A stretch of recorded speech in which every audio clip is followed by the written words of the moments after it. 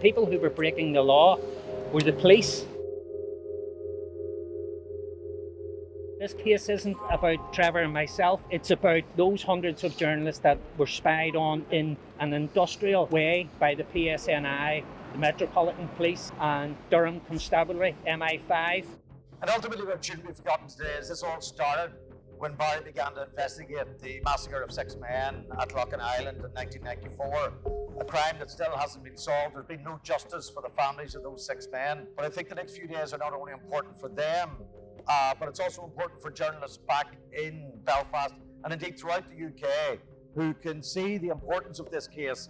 And when we roll back and understand exactly what the state, through the office of the PSNI, have been doing in terms of the data communication of journalists in Belfast and throughout Northern Ireland. Our concerns from a human rights perspective is that the police have been using extraordinary powers to covertly access the phone data on journalists' phones. That is potentially a breach of the right to freedom of expression.